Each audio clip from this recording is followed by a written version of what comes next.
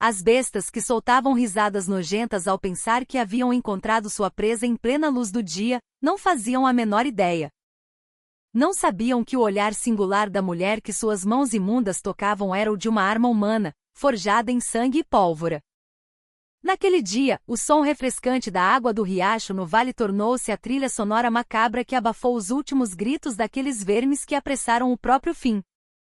O calor sufocante da cidade subia do asfalto como uma miragem trêmula no auge do verão, e Juliana Oliveira, ou Júlia como os amigos a chamavam, apertou o volante com força.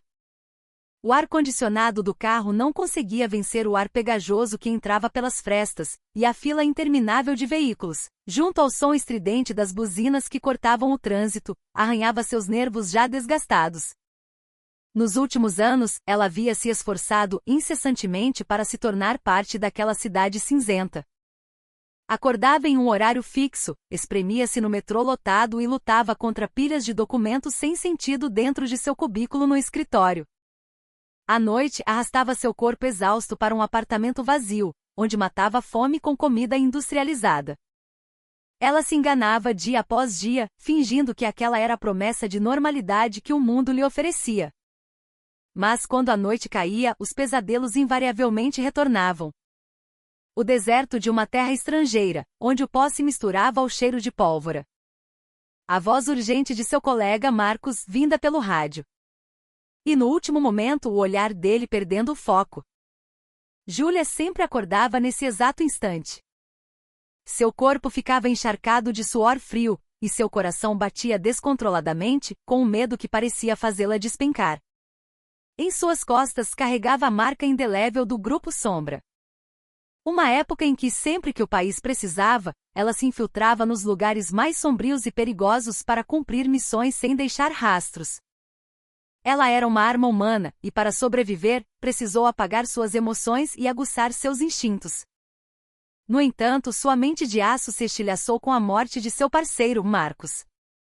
Por fim, ela abandonou o uniforme. O diagnóstico oficial foi estresse pós-traumático, mas na verdade foi uma fuga. Contudo, as memórias do campo de batalha a seguiam como uma sombra. O barulho da cidade se transformava em tiros, o olhar casual de um pedestre virava a vigilância de um inimigo, atormentando-a sem cessar. Uma vida comum era, talvez, um luxo que não lhe fora permitido. Estas férias eram como a última corda de salvação que lhe restava. Uma viagem decidida quase à força pela insistência de sua amiga Camila Souza, que desde os tempos da faculdade, sempre iluminava o ambiente com sua energia positiva. Ao seu lado, no banco do passageiro, Camila cantava animadamente os sucessos do momento, enquanto no banco de trás, o confiável veterano Lucas Almeida os observava com um sorriso gentil. Os três costumavam passar um tempo juntos sempre que se sentiam esgotados pela dura vida profissional. Para Júlia, era a única relação preciosa em que podia existir apenas como era no presente, escondendo seu passado. Júlia, acho que estamos quase lá. O ar já não é diferente? A voz de Camila a tirou de seus pensamentos. Ao abrir a janela, uma brisa fresca e revigorante, incomparável ao ar denso da cidade, invadiu seus pulmões. Deixando a longa estrada para trás e entrando em um sinuoso caminho de montanha, a paisagem do lado de fora da janela se tingiu de um verde profundo. Era o caminho para a mesma cachoeira que visitará com seu pai alguns anos antes. Para a jovem Júlia, seu pai era tudo. Um homem de caráter íntegro que não se curvava à injustiça. Implacável diante dos criminosos, mas que desarmava seu sorriso caloroso na frente da filha. Seu pai, um delegado da Polícia Civil, era o herói mais forte e justo do mundo para a pequena Júlia. Esse pai faleceu de forma trágica há mais de uma década. Um acidente de carro enquanto perseguia um suspeito em um grande caso de corrupção. Tudo parecia suspeito, mas o caso foi encerrado como um simples acidente. Talvez após a morte de seu pai, Júlia tenha vivido canalizando sua desconfiança e raiva do mundo de uma forma violenta dentro da organização militar. Em vida, seu pai chamava aquela cachoeira de Santuário da Alma. Um lugar secreto escondido nas profundezas da Serra da Cantareira, conhecido apenas por poucos. Ali ele costumava mergulhar os pés na água gelada para acalmar seu corpo e mente cansados. Ao levar seus amigos para lá, Júlia queria sentir, mesmo que por um breve momento, o calor de seu pai novamente.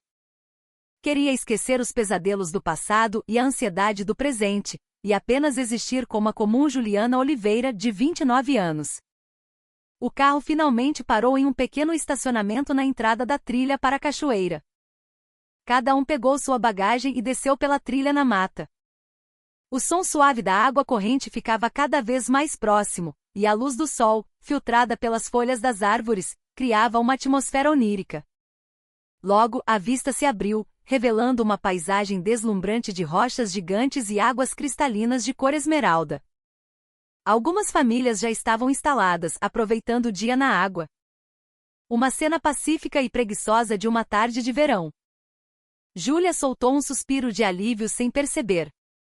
Talvez, pelo menos nestas férias, tudo ficaria bem, ela pensou com uma esperança cautelosa. Os três encontraram uma sombra agradável e estenderam uma canga. Lucas habilmente acendeu uma pequena churrasqueira portátil para preparar a carne, enquanto Camila, tagarelando, arrumava as frutas e legumes que trouxera de casa. Júlia mergulhou os pés na água gelada da cachoeira. O frio cortante subiu de seus dedos, parecendo congelar por um instante os pensamentos confusos que a atormentavam. Ela fechou os olhos. O som da água, as risadas das crianças, o canto das cigarras, o cheiro de churrasco. Fragmentos de um momento comum e feliz. Um sorriso tênue, o primeiro em muito tempo, surgiu nos lábios de Júlia. Naquele momento, ela não podia imaginar o quão preciosa e frágil era aquela pequena paz. A paz começou a se rachar com uma dissonância inesperada. Da entrada da cachoeira, gritos e risadas vulgares de vários homens ecoaram. O barulho, como se espalhasse sujeira, contaminava o ar puro do vale, aproximando-se cada vez mais. Júlia, instintivamente, virou a cabeça na direção do som. Sua testa se franziu. Eram 5 ou 6 homens de aparência claramente desagradável, cambaleando enquanto desciam com caixas de isopor cheias de garrafas de cachaça e comida. Sua aparência criava um contraste absoluto com os veranistas que aproveitavam o dia em família. As camisetas de grife apertavam seus corpos gordos, criando dobras grotescas, e seus braços e pescoços estavam cobertos de correntes de ouro de mau gosto e tatuagens. Seus olhares eram turvos, mas brilhavam com uma ganância que varria o ambiente. Qualquer um podia ver que não eram pessoas normais. Ignorando os olhares ao redor, eles se aproximaram de uma família que ocupava o melhor lugar e, com palavras ameaçadoras, os expulsaram. Uma criança começou a chorar de medo, mas os homens apenas riram, como se achassem aquilo divertido. Que dia do caralho! Num calor desses, o melhor é tomar uma cachaça com galinhada na beira da cachoeira, porra! O homem que parecia ser o líder do grupo, o maior e mais intimidador, era Bruno Montenegro. Ele arrancou a camisa e a jogou de qualquer maneira na beira da água. Sua barriga flácida e a tatuagem de dragão que cobria suas costas inteiras ficaram grotescamente expostas. Os outros homens, como se esperassem por seu comando, apressaram-se em puxar seu saco e montar o acampamento. Logo, um alto-falante portátil começou a tocar um funk proibidão com letras vulgares que ecoou por toda a cachoeira. A atmosfera pacífica do lugar se transformou instantaneamente em um esgoto. O rosto de Lucas se fechou. Ele tentou disfarçar seu desconforto e disse para Júlia e Camila: "Vamos mudar nosso lugar para um pouco mais para dentro? Não vai ser bom se envolver com essa gente. Eles não são sem noção demais?" "Tem outras pessoas aqui", sussurrou Camila, expressando sua insatisfação. Medo e irritação se misturavam em seu rosto. Júlia não disse nada. Ela apenas os observava em silêncio. Estava familiarizada com aquele tipo de gente.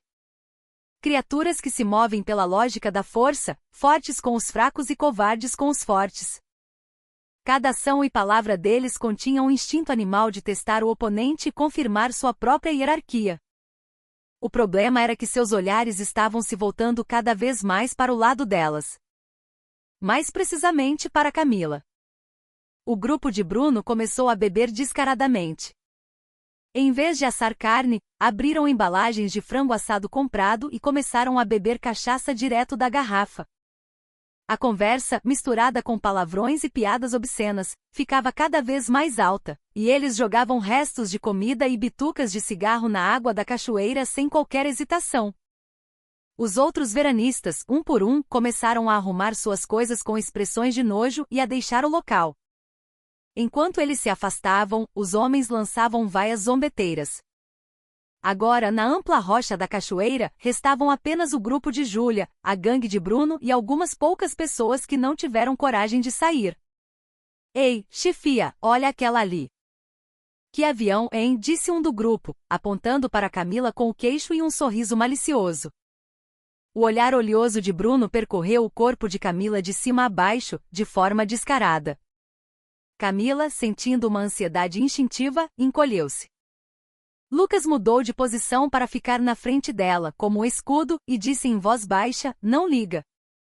Daqui a pouco a gente arruma tudo e vai embora. Mas Bruno, como um predador que já havia escolhido sua presa, levantou-se. Cambaleando, ele caminhou em direção ao grupo de Júlia. Atrás dele, 2 outros homens o seguiram com sorrisos vis. Todos os sentidos de Júlia se aguçaram. O instinto de detectar perigo, que ela se esforçara tanto para suprimir para parecer uma pessoa comum, começou a soar um alarme. Seus músculos se tensionaram sutilmente, sua respiração se acalmou. Todos os ruídos ao redor se distanciaram, e apenas a ameaça à sua frente se tornou nítida. E aí, meu chapa? O cheiro desse churrasco está matando a gente. Não rola de dividir um pouco com a gente, não? Bruno disse, batendo de propósito com força no ombro de Lucas. Era uma provocação clara. Lucas ficou desconcertado, mas tentou responder com calma. Desculpe, mas acabamos de começar e não temos o suficiente para dividir. Não tem o suficiente? Pô, que falta de consideração. Dividir um pouco de carne, qual é o problema? Bruno ignorou as palavras de Lucas e deu um passo largo para cima da canga deles. Então, com seus sapatos sujos, pisou descaradamente em um canto do tecido e se sentou bem na frente de Camila. Um cheiro repugnante de álcool e suor se espalhou pelo ar. Quantos anos você tem, gatinha? Veio passear com o namorado? Mas esse cara aí parece meio fraco, né? Sem graça. Se colar com a gente, a diversão é garantida, te garanto. Bruno aproximou seu rosto do de Camila e riu de forma nojenta. O rosto de Camila ficou pálido. Seus olhos tremiam de medo. Lucas não aguentou mais e se levantou. Vou pedir com educação. Por favor, não seja desrespeitoso com minhas amigas e volte para o seu lugar. A expressão de Bruno se fechou instantaneamente com as palavras de Lucas. O quê? Esse filho da puta tá querendo me ensinar como agir? Só porque estudou um pouquinho acha que pode falar difícil? Ei, você, vem aqui. Bruno chamou Lucas com um gesto de dedo. A situação estava agora se encaminhando para um ponto sem retorno. Júlia respirou fundo, em silêncio. Seu olhar estava frio como gelo. Como a água do riacho que começava a turvar, uma fúria incontrolável subia em espiral de dentro dela. Lucas Almeida cerrou os punhos, mas não conseguiu agir precipitadamente. Os oponentes eram numericamente superiores e visivelmente acostumados à violência. Ele queria, de alguma forma, resolver a situação com diálogo. Para ele, que viveu a vida inteira de forma racional e lógica, a violência era a última opção, algo a ser evitado a todo custo. Se eu cometi algum erro, peço desculpas. Nós só viemos aqui para aproveitar as férias em paz. Por favor, poderia simplesmente nos deixar em paz? O apelo educado, porém humilhante, de Lucas apenas serviu para acender a diversão cruel de Bruno. Bruno deu uma risadinha e se levantou. Então, de forma provocadora, cutucou o peito de Lucas com o dedo. Desculpas. Pelo quê? Se eu fiz algo errado, eu assumo. Mas quem você pensa que é para me dar ordens? Não foi essa a minha intenção. Então, qual foi a intenção? Esse merdinha não entende o que eu falo. Tapa? Um som agudo ecoou e a cabeça de Lucas virou para o lado. Ele havia levado um tapa em cheio de Bruno. O lábio de Lucas se partiu, e o sangue começou a escorrer. Camila gritou. Lucas! O grito foi como uma música de fundo agradável para o bando de Bruno. Eles se tornaram ainda mais arrogantes e cercaram Lucas. Pensei que era um Mauricinho, mas até que aguenta um pouco. Ei, ajoelha. E pede desculpas por assustar a gatinha. Aí a gente te perdoa. Bruno pressionou o ombro de Lucas com força para baixo. Lucas resistiu desesperadamente, mas não conseguiu superar a força de um homem robusto. Seus joelhos cederam e caíram com um baque surdo no chão de cascalho. Seu rosto ficou vermelho de vergonha pela dignidade pisoteada. Lágrimas de humilhação e raiva se formaram em seus olhos. Júlia observou toda a cena sem se mover. Sua expressão era fria como uma placa de gelo, e seus olhos, calmos como um abismo insondável. Era a calmaria antes da tempestade. Em sua mente, dois eus conflitavam violentamente. A razão sussurrava: viva uma vida normal. Por favor, não se envolva mais nisso. E o instinto rugia: as pessoas que você precisa proteger estão sendo humilhadas. Levante-se. Bruno, com o joelho de Lucas no chão, batia na cabeça dele com a palma da mão como se fosse uma bola de basquete, rindo.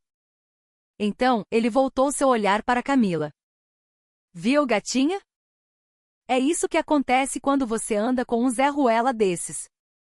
Toma, o tio aqui vai te servir uma bebida. Beba isso e relaxe. Com sua mão imunda, ele encheu um copo com cachaça e o estendeu para Camila. Camila balançou a cabeça e recuou. Não quero. Fique longe de mim. Não quer? Tá esnobando o que eu te ofereço? Ah. Mas é quando a mulher diz não que ela fica mais fofa. A mão de Bruno agarrou o braço de Camila com força. Camila lutou para se soltar, mas sua mão era como uma pinça de aço, não a soltando. E com a outra mão, ele agarrou o queixo de Camila, forçando-a a levantar a cabeça. Bebe. Quando eu estou pedindo por bem. Foi nesse momento. A última barreira que continha o interior de Júlia desmoronou. A imagem final de seu colega Marcos se sobrepôs ao rosto aterrorizado de Camila. A culpa do passado por não tê-lo protegido se misturou com a impotência do presente por estar apenas observando a violência, transformando-se em uma torrente de fúria vermelha que varreu todo o seu corpo. Solta ela! Uma voz baixa, mas fria como gelo, ecoou pelo vale. O olhar de Bruno, de seus seguidores, de Lucas e de Camila, todos se voltaram para Júlia. Ela estava se levantando lentamente.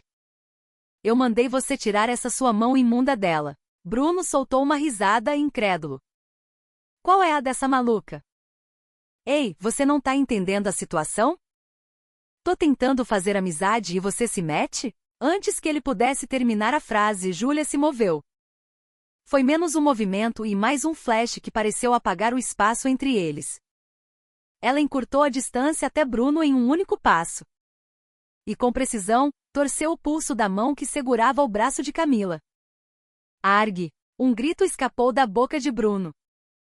Uma dor terrível, a articulação humana sendo torcida em uma direção impossível.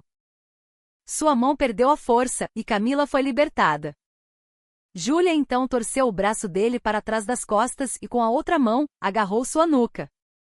O corpo massivo de Bruno foi arrastado sem qualquer resistência, mantido como um refém atrás de Júlia.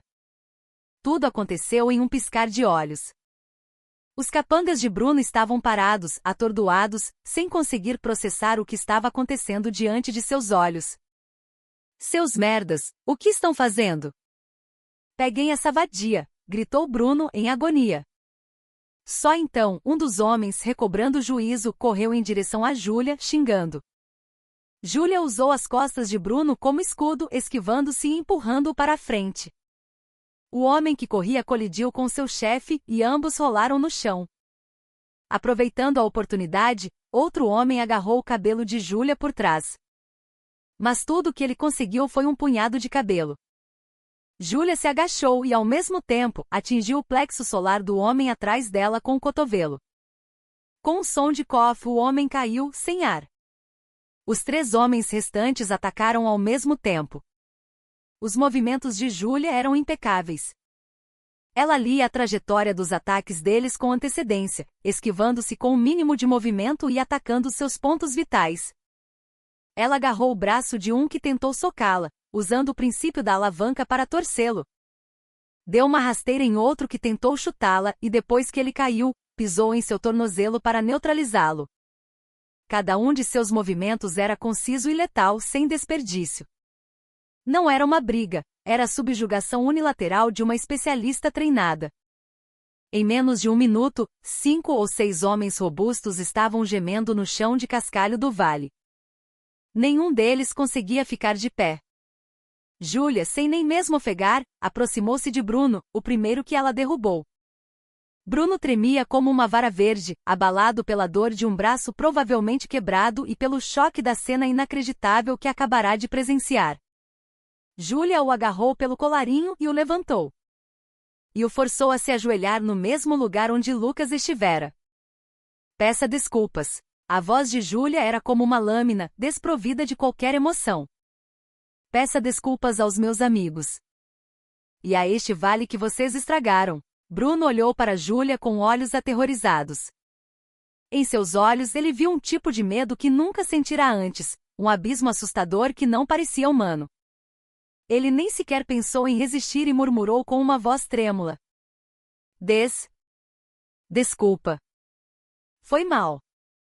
Desculpa. Júlia olhou para ele com desprezo e o jogou no chão.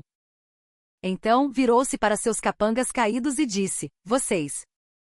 Peguem todo esse lixo e sumam daqui agora. Se ouvir vocês de novo, não vai ser só um braço quebrado. Os homens, agarrando seus braços e pernas quebrados, gemendo de dor, ajudaram-se mutuamente e fugiram às pressas. O lixo que deixaram para trás e o local bagunçado permaneceram como uma cena desoladora.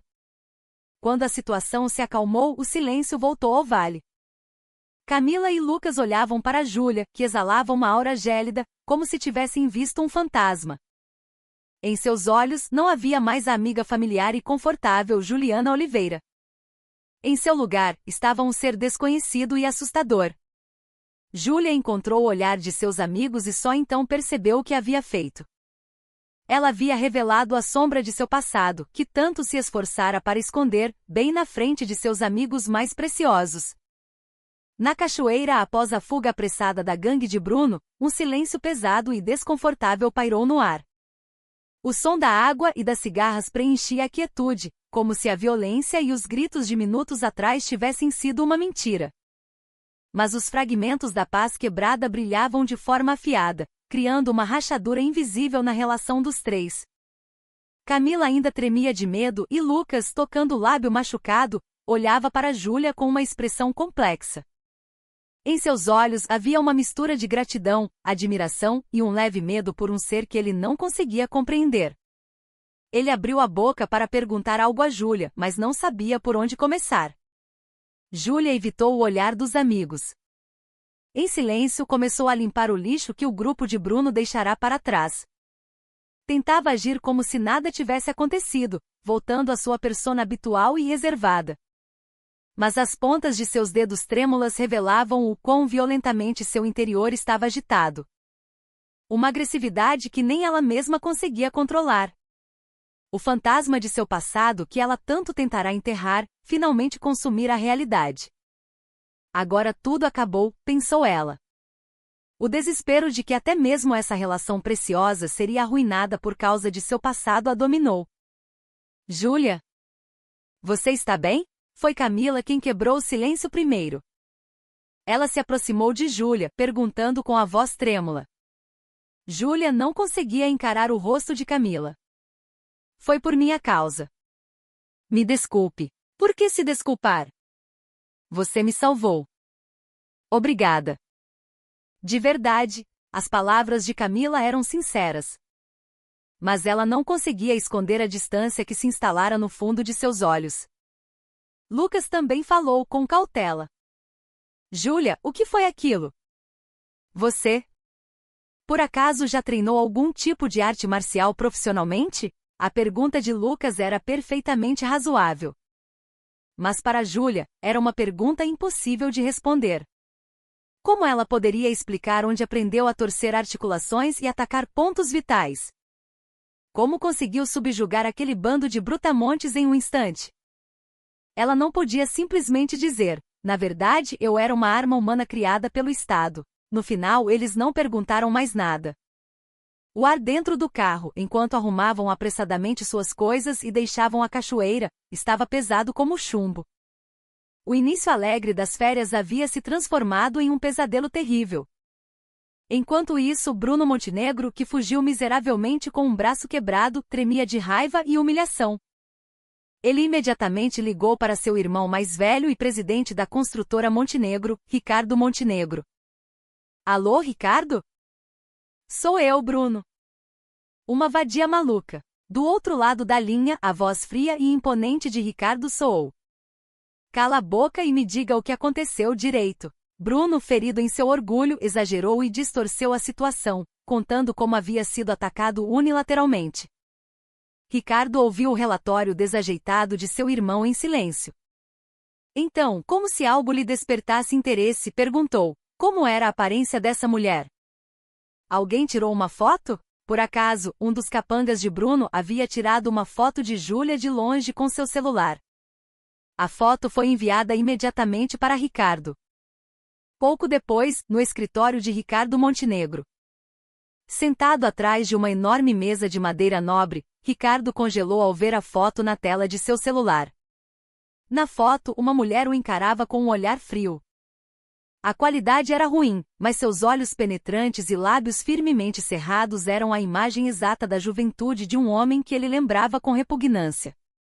Sérgio Oliveira. O delegado persistente que mais de uma década atrás, quase destruiu seu império por completo. O homem que não se curvou a nenhuma tentativa de suborno ou ameaça, que continuou a apertar o cerco sobre ele, e que no final, ele mesmo teve que eliminar. Um sorriso cruel e distorcido se formou nos lábios de Ricardo. Encontrei a semente daquele desgraçado do Sérgio Oliveira. Ele procurava pela família de Sérgio há muito tempo. A vingança ainda não havia terminado. Destruir e pisotear completamente tudo que Sérgio tentou proteger com sua vida, e cuspir em seu túmulo, era um desejo antigo de Ricardo. E agora a filha dele havia entrado na jaula do tigre por vontade própria. E justo no terreno do projeto de desenvolvimento da cachoeira que ele estava cuidadosamente planejando. Bruno. Descubra agora mesmo em qual pousada essa mulher e seus amigos estão hospedados. E cerque o local com nossos homens. Não podemos perdê-la de jeito nenhum. Ricardo desligou o telefone e se levantou. Pela janela panorâmica, a paisagem noturna da cidade se estendia em um espetáculo de luzes. Ele encheu uma taça de vinho e observou a vista com olhos exultantes. A pequena confusão na cachoeira, que ele considerará um mero incômodo, agora se tornará a oportunidade perfeita para resolver um ressentimento de mais de uma década. Naquela noite, a pousada onde o grupo de Júlia estava hospedado foi completamente isolada do mundo exterior. As comunicações foram sutilmente bloqueadas por interferência de sinal, e a única estrada de montanha que levava à pousada foi fechada pelos homens de Ricardo. Júlia e seus amigos, sem saber que estavam presos em uma armadilha gigante, passaram uma noite desconfortável em seus respectivos quartos. Júlia passou a noite em claro. O incidente da tarde não saía de sua cabeça. Ela foi tomada pela ansiedade de que sua própria violência poderia, no final, colocar seus amigos em perigo. Na manhã seguinte, um visitante inesperado chegou à pousada. Quem desceu de um sedã preto caro foi o próprio Ricardo Montenegro. Vestindo um terno de grife e com um sorriso de empresário amigável, ele apareceu acompanhado apenas por alguns seguranças. Ele pediu licença ao dono da pousada e bateu na porta do chalé onde o grupo de Júlia estava. Com licença. Fiquei sabendo que meu irmão mais novo cometeu uma grande falta de respeito ontem. Vim aqui, como irmão mais velho, para pedir desculpas formalmente. A voz de Ricardo era educada e suave. Lucas e Camila ficaram confusos com a situação repentina, mas baixaram a guarda ao ouvir que ele viera pedir desculpas. Mas Júlia era diferente. Ela sentiu instintivamente a frieza de uma serpente escondida atrás da expressão amável de Ricardo. Seus olhos continham uma maldade profunda e sombria, de um nível completamente diferente de seu irmão Bruno. Ricardo entrou na sala e sentou-se no sofá. Ele curvou a cabeça como se estivesse genuinamente arrependido e ofereceu uma cesta de frutas finas e um envelope que trouxera. Isto é um sinal da minha sinceridade. Por favor, aceitem e perdoem-nos generosamente por arruinar suas férias. No momento em que Lucas, sem saber o que fazer, estava prestes a pegar o envelope, Júlia impediu sua mão. Não precisa. Já aceitamos as desculpas. Pode ir embora. Diante da resposta fria de Júlia, Ricardo sorriu, achando divertido. Ele a encarou fixamente e disse: a senhorita se parece muito com seu pai. Até mesmo esse olhar, que se recusa a ceder. Você conhece meu pai? O coração de Júlia deu um salto. Ricardo continuou a falar com a calma de quem agita uma taça de vinho. Se conheço. Eu e o delegado Sérgio Oliveira tínhamos uma relação muito especial. Uma perda lamentável, não imaginei que ele seria de forma tão trágica. Ricardo estalou a língua, fingindo uma tristeza falsa. Então, sussurrou em uma voz que apenas Júlia podia ouvir, mas sabe de uma coisa? O local onde o delegado Oliveira faleceu por uma grande coincidência, era perto de um terreno que eu estava desenvolvendo. Naquele dia, ele também estava me investigando. Era um homem muito persistente. Como um cão de caça. O sangue de Júlia gelou. A suspeita de que a morte de seu pai não fora um simples acidente. Os pedaços dessa suspeita se conectavam ao homem à sua frente. Quem é você? Ricardo sorriu satisfeito. Ele se levantou e disse: desculpe a demora na apresentação. Sou Ricardo Montenegro, presidente da construtora Montenegro. Ah, e também sou o homem que vai demolir esta bela cachoeira para construir um resort de golfe de última geração.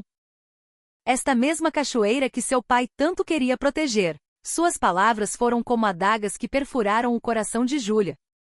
Aquilo não era um pedido de desculpas. Era uma declaração de guerra explícita. A verdade por trás da morte de seu pai. E o demônio que conhecia essa verdade estava bem à sua frente.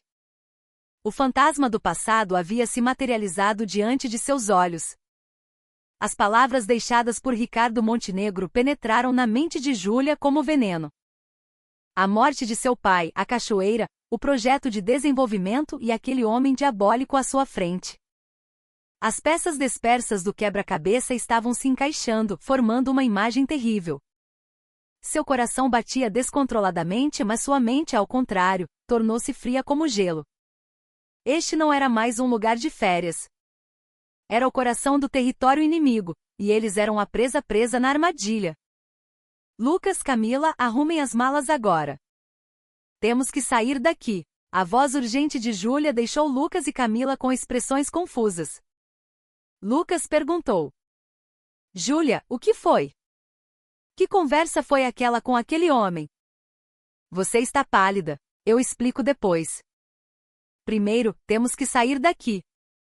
Por favor, confiem em mim e se mexam rápido. Percebendo um perigo incomum no olhar desesperado de Júlia, os dois começaram a arrumar suas coisas apressadamente.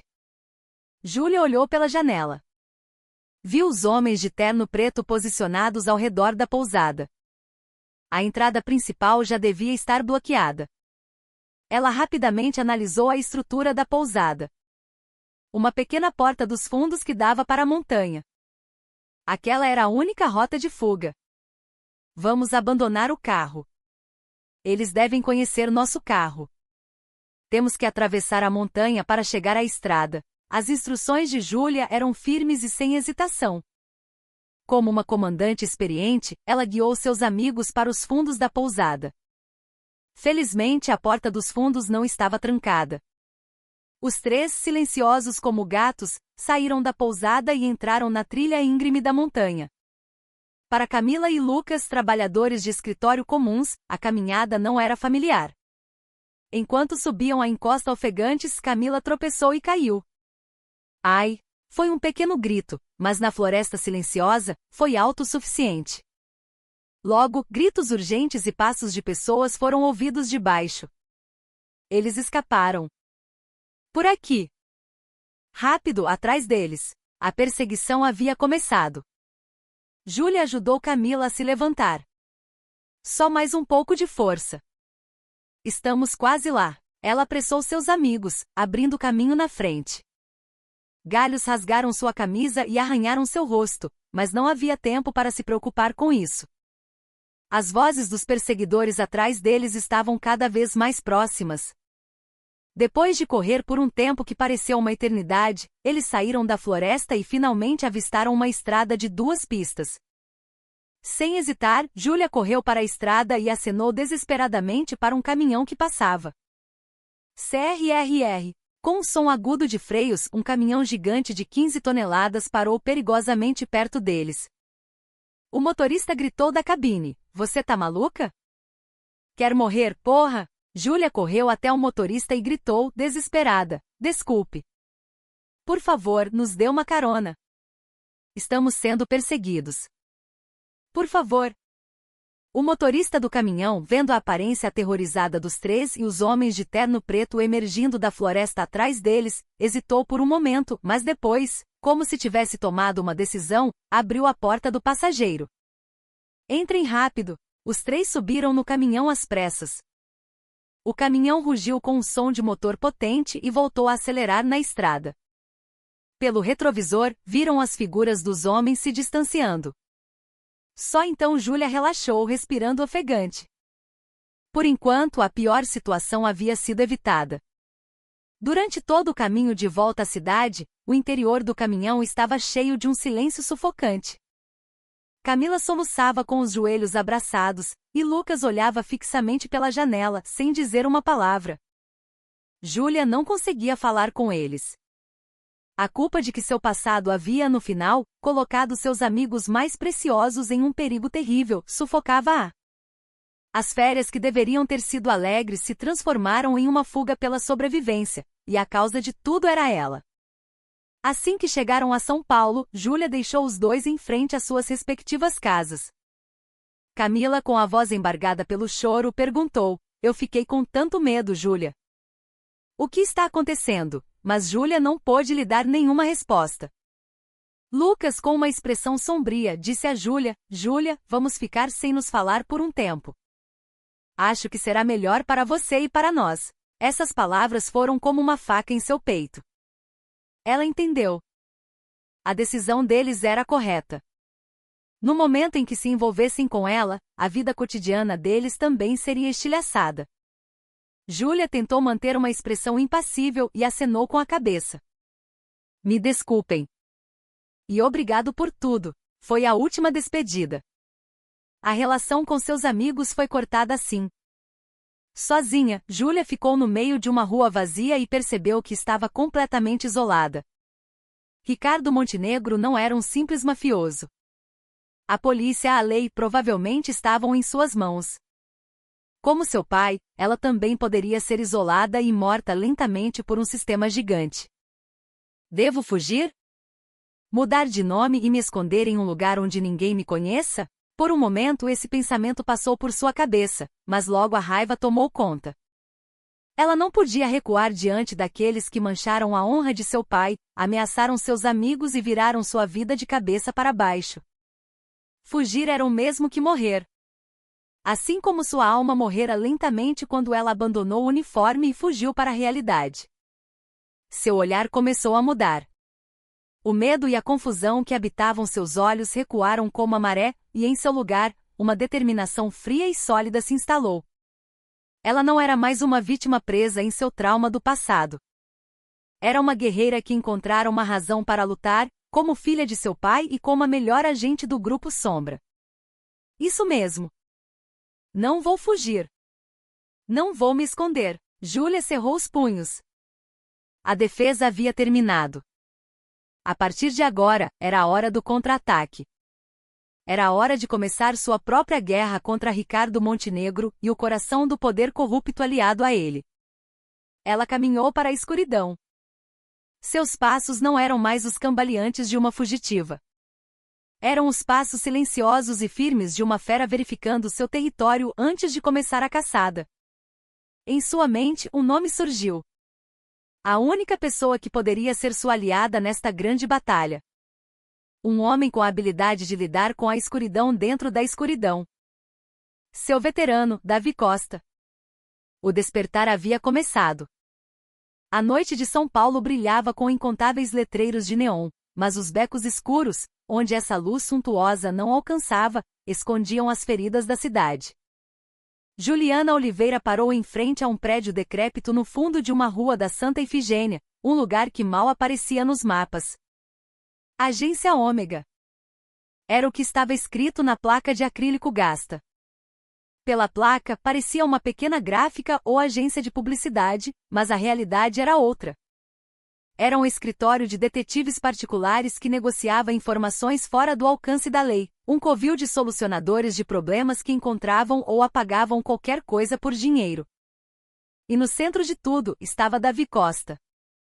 Ao abrir a porta de ferro enferrujada, o ar fétido de fumaça de cigarro e poeira invadiu suas narinas.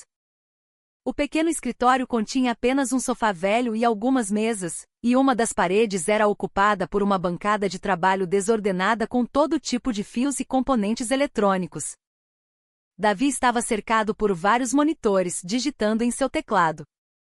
As telas exibiam códigos complexos, fotos de satélite e informações pessoais de pessoas desconhecidas. Não atendo clientes.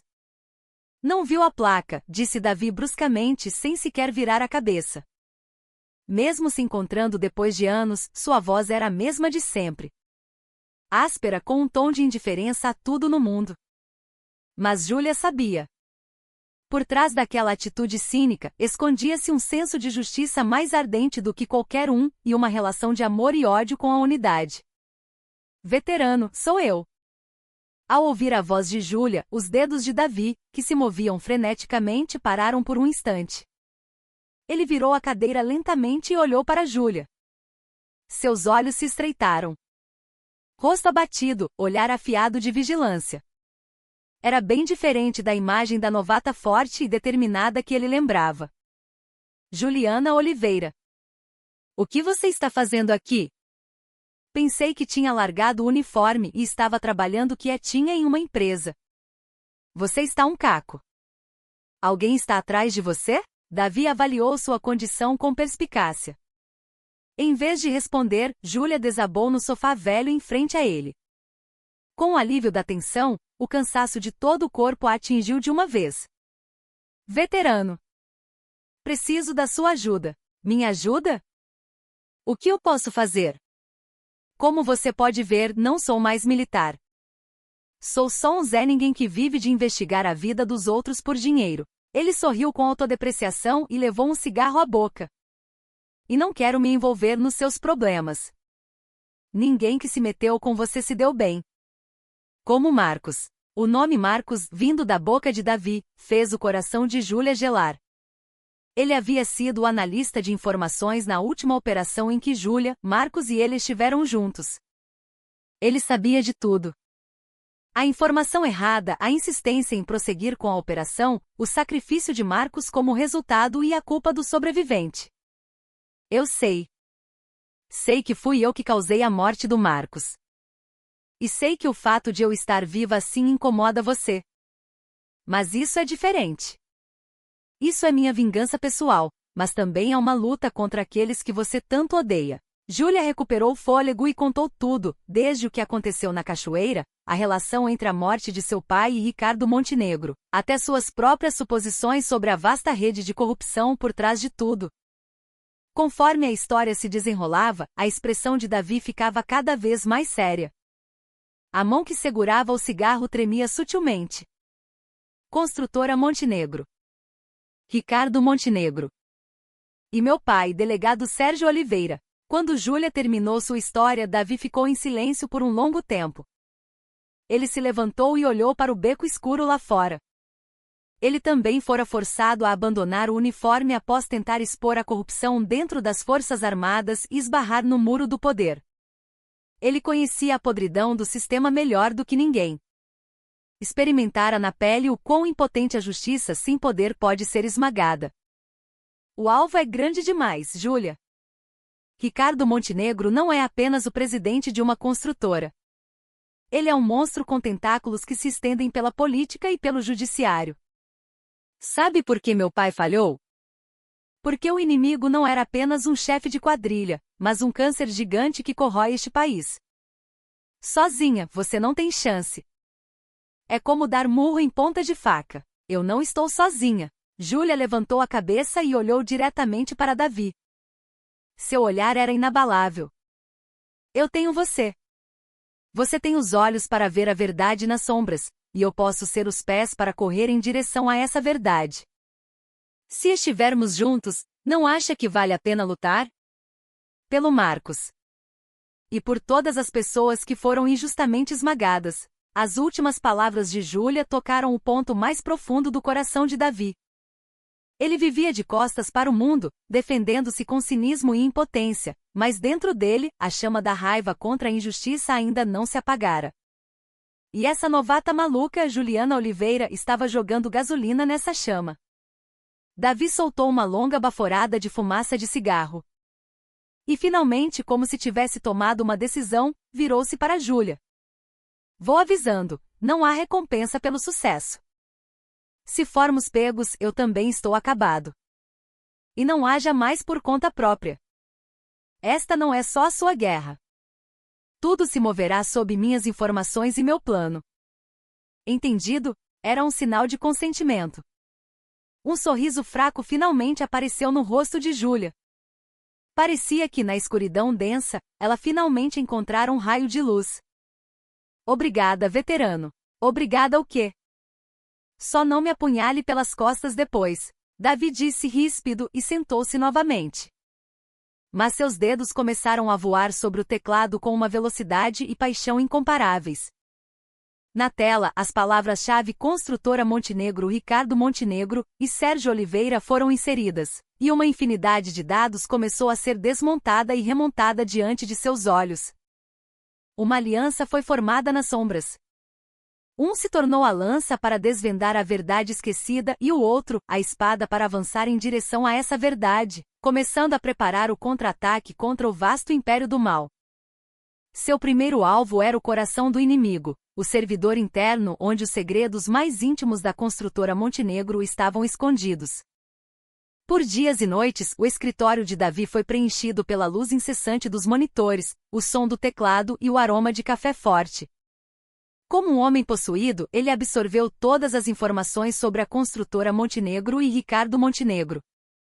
Nas pontas de seus dedos, o império que Ricardo construíra ao longo de décadas começou a ser desmantelado no mundo digital. Júlia, ao seu lado, ajudava a organizar e analisar os fragmentos de informação que ele encontrava. Ela se maravilhava novamente com a profundidade da habilidade de Davi.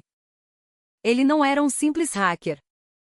Era um estrategista com a capacidade de ler o fluxo de informações e enxergar através da ganância humana e dos laços de relacionamento escondidos por trás.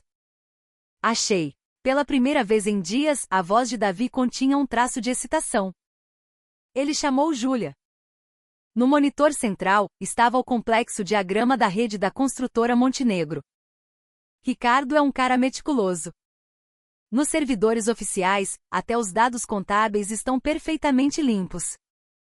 Mas por mais limpa que seja a casa, sempre há um esgoto. Davi apontou para um servidor fantasma, escondido e separado da rede oficial da construtora Montenegro. Um servidor de rede fechada, perfeitamente isolado, acessível apenas do escritório particular de Ricardo. Todos os segredos deveriam estar lá. O problema é como entrar. Sem acesso físico é impossível. Você terá que se infiltrar na sede da Montenegro e abrir a porta para mim. Era um plano extremamente perigoso. A sede da construtora Montenegro era protegida como uma fortaleza, com um sistema de segurança de ponta e dezenas de seguranças. Mas Júlia não hesitou. Me diga como. Durante dias, Davi analisou minuciosamente as plantas da sede da Montenegro, os tipos de sistemas de segurança e seus pontos cegos, os horários de troca de turno dos seguranças e suas rotas. e encontrou a única rota possível para a infiltração de Júlia. Disfarçada de funcionária de uma empresa de limpeza terceirizada, ela entraria no prédio à noite e se moveria pelo duto de ventilação até o último andar, onde ficava o escritório de Ricardo. Na noite da operação, Júlia, vestida com um uniforme de limpeza e com o rosto coberto por um boné, parou em frente ao prédio da sede da Montenegro. Em seu ouvido havia um micro-rádio conectado a Davi. Júlia, está me ouvindo? Em 3 minutos, a câmera de segurança do Nordeste entrará em loop por 30 segundos. Você precisa entrar no elevador de serviço que leva ao estacionamento subterrâneo nesse tempo. Ao sinal da voz de Davi, Júlia respirou fundo e se lançou na escuridão. Seus movimentos eram ágeis e silenciosos como os de um gato preto. Seu corpo, treinado por anos, movia-se com a precisão de uma máquina, seguindo as instruções de Davi. Ela se moveu pelos pontos cegos das câmeras de vigilância, evitou os sensores de infravermelho e se enfiou no duto de ventilação. Rastejar pelo duto estreito e empoeirado era uma tarefa árdua, mas Júlia avançou em silêncio, sem emitir um único som. O som das conversas dos seguranças no andar de baixo, o toque distante de um telefone, era como rastejar pelas veias de um prédio vivo. Finalmente, ela chegou ao duto de ventilação logo acima do escritório de Ricardo. Veterano, cheguei. Ótimo. Agora vou desativar temporariamente todos os dispositivos eletrônicos nessa sala. Você tem 5 minutos. Precisa abrir a porta para mim nesse tempo. Júlia, usando um pequeno arame que trouxera, abriu silenciosamente a grade do duto e desceu para o chão do escritório, leve como uma pluma. Um espaço amplo e luxuoso, cheio de móveis de grife e obras de arte. Mas por trás de todo aquele esplendor, deviam estar escondidos todos os tipos de segredos sujos. Ela foi direto para a mesa de Ricardo e conectou um pequeno dispositivo USB que Davi lhe dera na parte de trás do computador. Conectado. Naquele momento, todos os monitores no escritório de Davi se encheram de novos dados. A porta firmemente fechada do servidor fantasma havia se aberto. A caixa de Pandora finalmente se revelou. O conteúdo da caixa superava a imaginação. Registros de caixa 2 acumulados por décadas, listas de propinas pagas a políticos e autoridades, com valores detalhados, vídeos e gravações que continham seus podres. E no centro de tudo, um arquivo chamado Projeto de Desenvolvimento Cachoeira das Almas. Ao abrir o arquivo, todo o plano gigantesco foi revelado: enterrar ilegalmente resíduos industriais na área da cachoeira, comprar a terra por uma ninharia e construir um resort. Inúmeros relatórios de impacto ambiental foram falsificados, e os moradores locais foram expulsos com indenizações irrisórias. Ricardo estava enchendo seus bolsos usando a lei do país e a saúde da população como garantia. E então Júlia finalmente encontrou o que procurava. Um arquivo chamado Relatório sobre o Delegado Sérgio Oliveira. Com as mãos trêmulas, ela abriu o arquivo. O conteúdo do relatório era chocante. O acidente de seu pai não foi um simples acidente de trânsito. Foi um assassinato planejado, executado por capangas de Ricardo sob suas ordens. Mais chocante ainda era o fato de que um colega de equipe de seu pai na época o havia traído em um momento crucial e cooperado para encobrir a verdade sobre o caso. O nome do traidor era Mauro Bastos. O relatório detalhava como Bastos receberá uma grande quantia de dinheiro em troca e desde então subira na carreira, ocupando atualmente o cargo de delegado titular de uma delegacia. Era o momento em que toda a verdade foi revelada. Júlia, olhando para a tela do monitor, chorou em silêncio. A morte injusta de seu pai, o acordo sujo por trás dela. E a materialização da dúvida que a oprimira por mais de uma década. A raiva, como lava derretida, fluiu por suas veias. Júlia, o tempo acabou. Você precisa sair daí rápido. A voz urgente de Davi soou pelo rádio. Júlia enxugou as lágrimas e recuperou o USB. E se escondeu novamente no duto de ventilação. Logo depois que ela saiu do escritório, todos os dispositivos eletrônicos da sala voltaram ao normal. Ao retornar sã e salva ao escritório de Davi, o olhar de Júlia estava completamente diferente. Em seus olhos não havia mais tristeza ou confusão. Apenas uma raiva fria e uma determinação de aço brilhavam. Veterano, consegui todas as provas. Davi, fazendo backup dos dados massivos, acenou com a cabeça. Sim. Agora o problema é como usar isso. Se levarmos isso para a polícia ou para o Ministério Público, quem vai ter coragem de peitar o delegado Mauro Bastos? É mais provável que a gente se ferre. Eu sei, disse Júlia. Se a lei não pode julgá-los, nós mesmos faremos o julgamento. Ela apontou para o fluxograma de caixa 2 de Ricardo e para o arquivo com os podres do delegado Bastos que Davi havia organizado. A partir de agora, a caçada vai começar. Vamos cortar o fluxo de dinheiro deles, arrancar suas garras e, no final, acabar com eles. Um por um, sem deixar ninguém para trás. A caixa de Pandora estava aberta. Lá de dentro, saíram todo o mal e a corrupção do mundo, mas no final, restava uma esperança chamada vingança.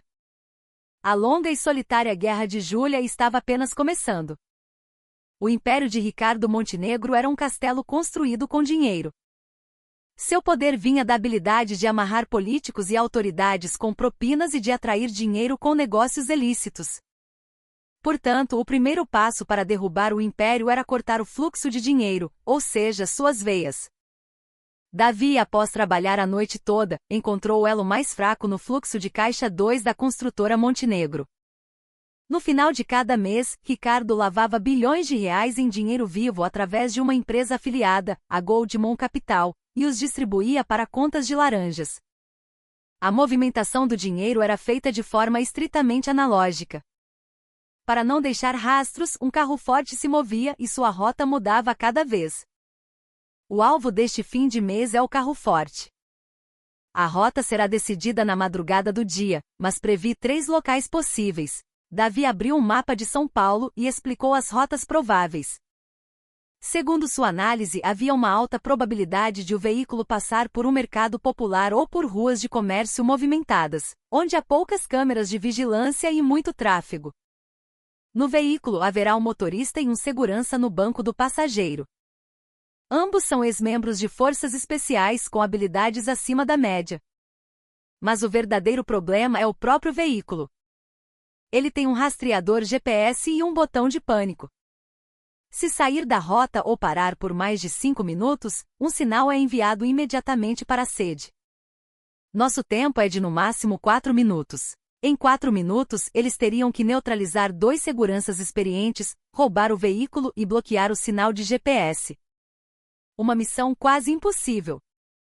Mas a expressão de Júlia estava calma. Ela olhava para o mapa, simulando dezenas de cenários em sua cabeça. Temos que simular um acidente de trânsito. No lugar mais caótico e com mais variáveis.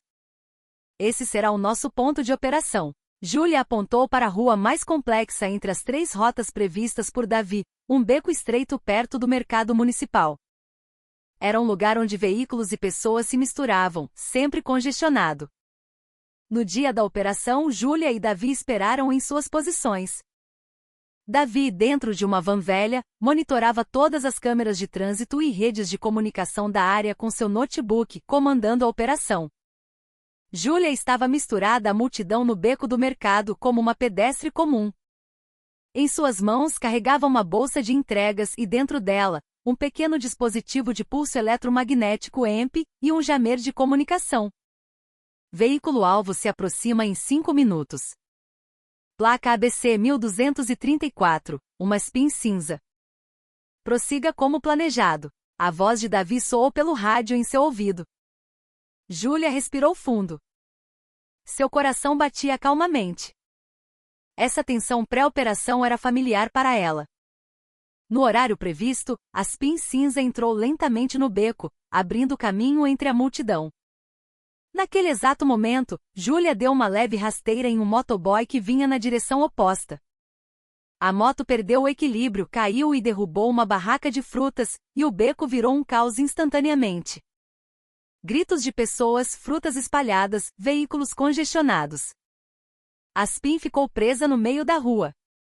No momento em que o motorista soltou um xingamento irritado, Júlia se moveu. Com a bolsa de entregas, ela se aproximou naturalmente do lado do passageiro da Spin. e esbarrou a bolsa na lataria do carro. O dispositivo EMP dentro da bolsa foi ativado, desativando instantaneamente todos os equipamentos eletrônicos do veículo. O GPS, o botão de pânico, a câmera do painel, tudo parou de funcionar. O que foi? O motor desligou? Enquanto o motorista estava confuso, Julia abriu a porta do passageiro e, em um piscar de olhos, encostou uma arma de choque no pescoço do segurança. Com um som de ZZZT, o segurança robusto desmaiou sem sequer gritar. Tudo isso aconteceu em 5 segundos. Quando o motorista percebeu a situação e tentou pegar a arma que levava consigo, Julia já estava ao seu lado. Ela estendeu a mão pela janela aberta e atingiu a nuca do motorista com força. O motorista também perdeu a consciência e caiu sobre o volante. Julia empurrou os dois para o banco de trás e assumiu o volante. Veterano, veículo sob controle. Faltam 3 minutos. Eu sei. A partir de agora, vou controlar todos os semáforos da área. Saia desse inferno de mercado em 3 minutos. Não saia da rota. Julia ligou a SPIN e começou a acelerar pela rota indicada por Davi. Com o hack de Davi, todos os semáforos em seu caminho milagrosamente ficaram verdes. A SPIN, como se estivesse no milagre de Moisés, atravessou o trânsito que se abria e desapareceu como um fantasma. Em um ferro velho combinado, Julia abriu o porta-malas da SPIN. Dentro, havia dezenas de maletas cheias de notas de R$100. Era uma quantia que facilmente ultrapassava 10 milhões de reais. Davi chegou com a van. Os dois, em silêncio, transferiram as maletas de dinheiro para a van. Julia jogou uma pequena bomba incendiária que havia preparado na SPIN. O veículo foi instantaneamente consumido pelas chamas, engolindo todas as provas. De volta ao escritório, uma montanha de dinheiro estava empilhada diante deles. Davi riu, incrédulo. Caramba! Tem mais dinheiro aqui do que eu ganharia em toda a minha vida. Com essa grana a gente podia esquecer tudo, ir para o exterior e viver como reis. Julia, sem sequer olhar para as pilhas de dinheiro, disse com uma voz fria: isso não é só dinheiro, veterano. É o sangue e o poder de Ricardo Montenegro. Com isso vamos construir armas mais fortes. Dias depois, uma grande doação e um arquivo anônimo chegaram à redação de A Voz da Verdade, um veículo de jornalismo investigativo.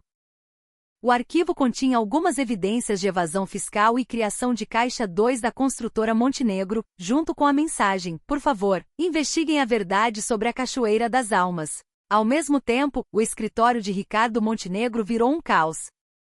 10 milhões de reais em dinheiro evaporaram, e o veículo e os seguranças desapareceram sem deixar rastros. Era um crime meticuloso e audacioso demais para ser um simples assalto. Ricardo sentiu instintivamente que era um ataque direcionado a ele. Tremendo de raiva, ele gritou: que filho da puta ousa tocar no meu dinheiro? Achem ele agora. Cavem a terra se for preciso, mas achem esses desgraçados. A primeira rachadura no império de Ricardo Montenegro havia surgido. A muralha de dinheiro que ele acreditava ser a mais sólida começara a ruir. Julia e Davi, infiltrando-se por essa rachadura, preparavam o próximo ataque ao coração do império. Seu próximo alvo era o braço direito de Ricardo e a personificação da violência, seu irmão Bruno Montenegro. Se o poder de Ricardo vinha do dinheiro, quem o materializava no mundo real era seu irmão Bruno e a organização criminosa que ele liderava. Eles eram os dentes do império, suprimindo a oposição e cuidando dos negócios sujos sob as ordens de Ricardo. Para isolar Ricardo, Julia decidiu arrancar esses dentes afiados, um por um. Davi analisou minuciosamente os membros da organização de Bruno. A maioria eram ex-presidiários, um bando desorganizado unido mais por dinheiro e interesses do que por lealdade pessoal a Bruno. Davi explorou suas fraquezas.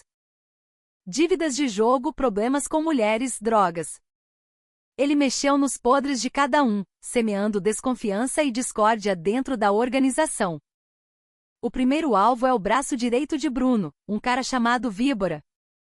Ele é responsável pela gestão financeira e pelo tráfico de drogas da organização.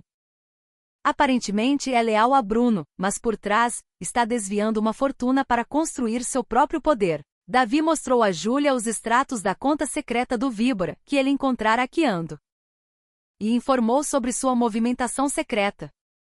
Toda quarta-feira à noite, o Víbora se encontrava secretamente com chefes de outras facções em uma boate de luxo na Zona Sul.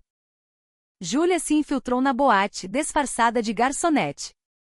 Aproveitando o momento em que o Víbora estava bêbado e com a guarda baixa, ela colocou uma pequena quantidade de droga em sua bebida.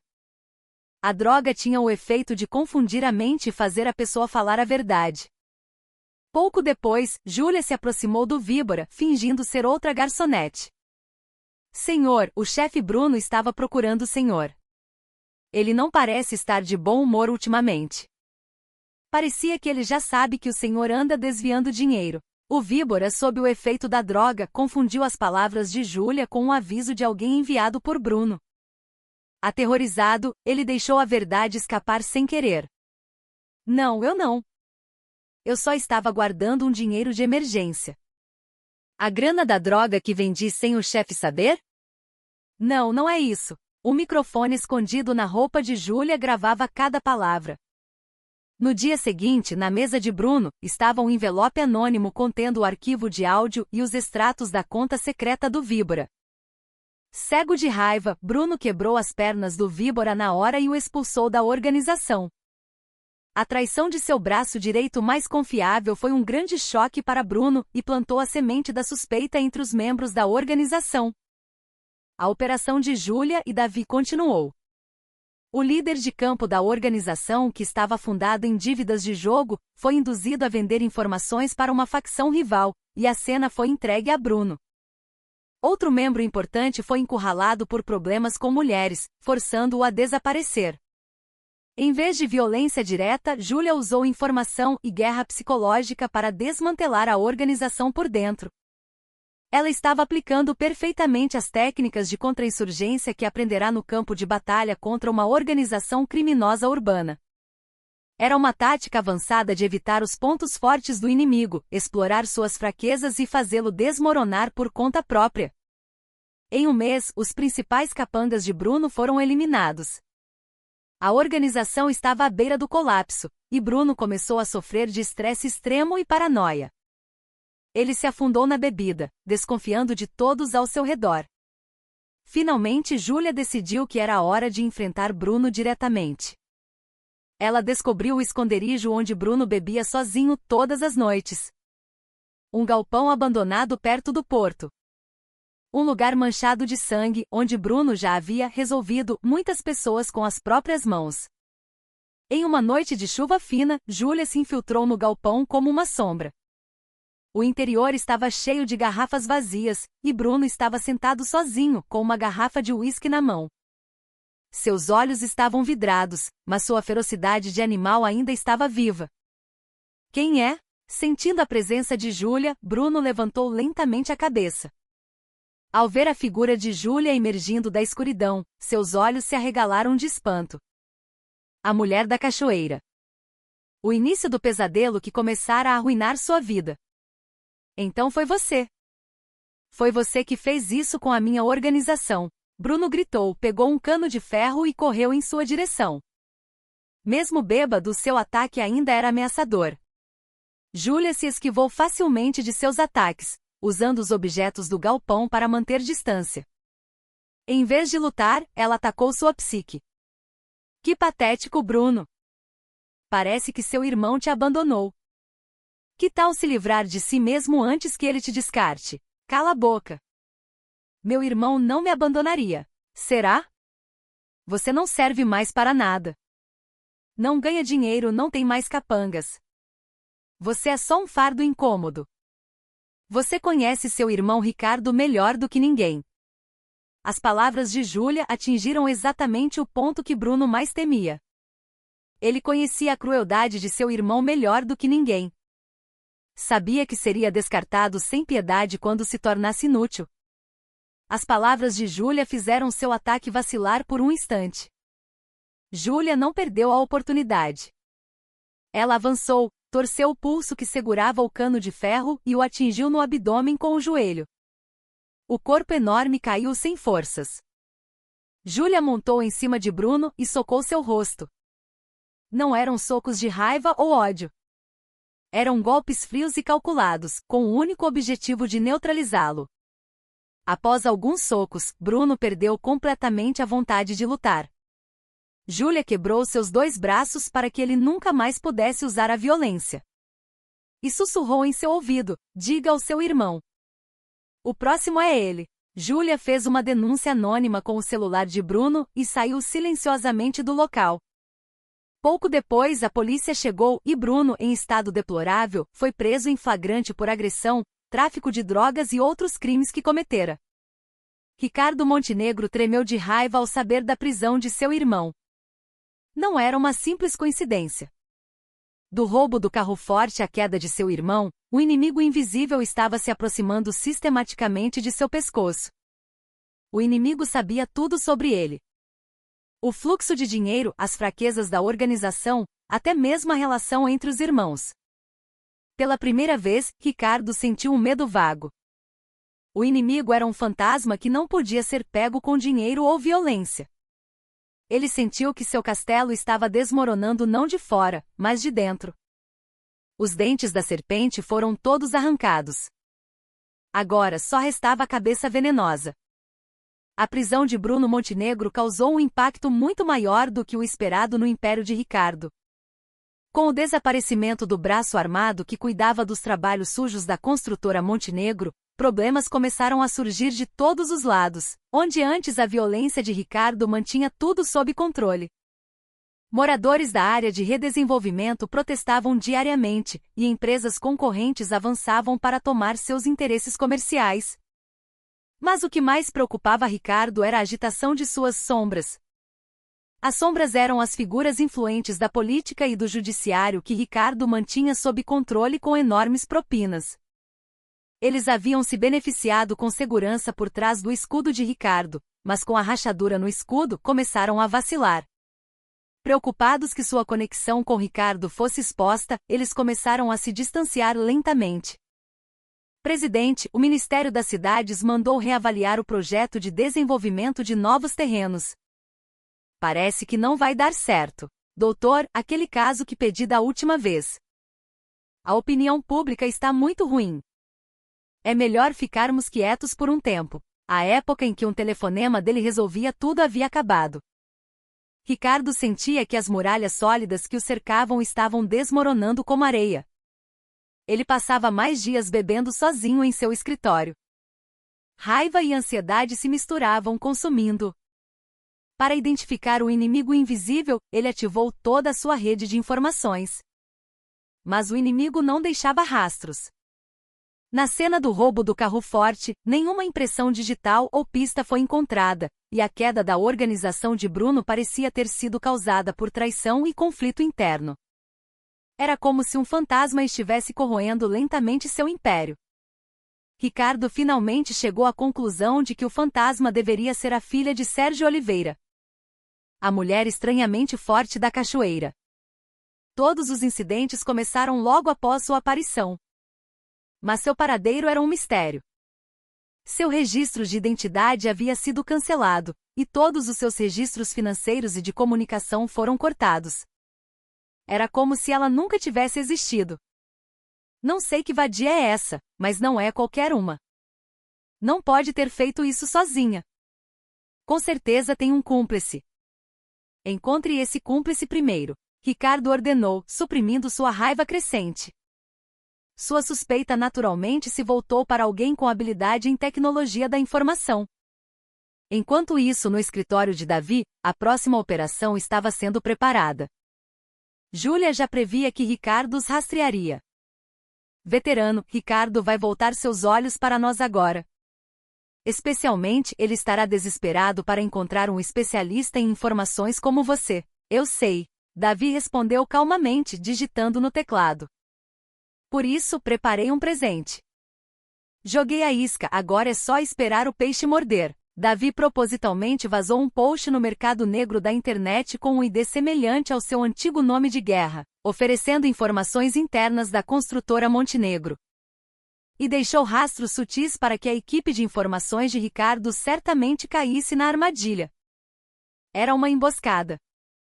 Como esperado, dias depois, os homens de Ricardo invadiram o escritório que Davi usou como isca. Mas o lugar estava vazio, e o que os esperava era um laptop operado remotamente. No momento em que entraram no escritório, a tela do laptop se acendeu, exibindo uma foto do rosto de Ricardo e reproduzindo um arquivo de áudio. Ricardo Montenegro. A pessoa que você procura não sou eu. E na tela, as fotos de políticos, promotores e chefes de polícia a quem Ricardo havia pago propina passaram em sequência. Seus nomes, juntamente com as datas e valores das propinas, foram exibidos como legendas. Você logo descobrirá quão frágeis são as muralhas em que confia. Assim que a mensagem terminou, o laptop soltou uma forte faísca e se autodestruiu. Os capangas que invadiram o local perceberam que haviam caído em uma armadilha e recuaram apressadamente. Ao receber a notícia, Ricardo ficou em estado de choque extremo. O inimigo claramente tinha em mãos seus livros secretos. Naqueles livros não estava apenas sua vida, mas também o destino de inúmeras figuras poderosas que moviam o país. Se aqueles livros fossem divulgados, não seria apenas um escândalo corporativo, mas um portão gigante que abalaria o país. As sombras que antes protegiam Ricardo agora se tornaram sua maior ameaça. Eles não hesitariam em traí-lo e eliminá-lo para proteger a si mesmos. Ricardo se viu preso em um castelo isolado cercado por inimigos. Em meio à ansiedade e ao medo, ele tomou a pior decisão: eliminar primeiro as sombras que poderiam traí-lo. Ele secretamente contratou pessoas para ameaçar alguns políticos e empresários que conheciam suas fraquezas, e até tentou ataques disfarçados de acidentes. A autodestruição de Ricardo era exatamente o que Júlia e Davi pretendiam. A rachadura no império agora se alargava incontrolavelmente. Enquanto Ricardo destruía suas próprias muralhas com as próprias mãos, Júlia se preparava para dar o golpe final.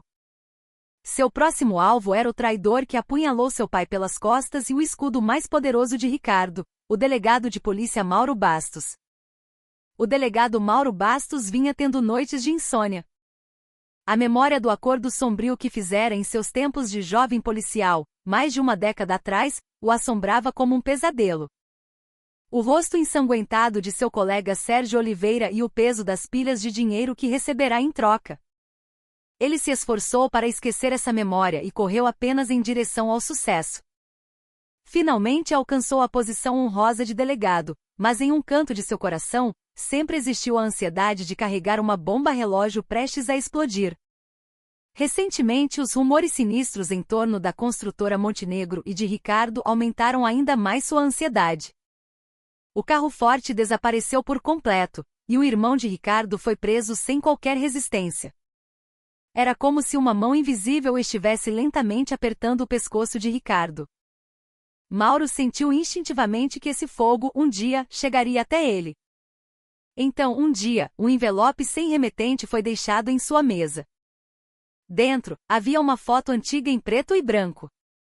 Uma foto tirada com o delegado Sérgio Oliveira em seus tempos de juventude. Na foto, os dois sorriam alegremente abraçados. No verso da foto, uma única frase estava escrita: esta noite, às 22 horas, no Parque do Povo, perto da Ponte Estaiada. Venha sozinho. A filha do delegado Sérgio Oliveira estará esperando. O coração de Mauro deu um salto. O que ele temia finalmente acontecerá. Ele poderia ter mobilizado dezenas de subordinados para cercar o local do encontro e armar uma emboscada. Mas ele não o fez.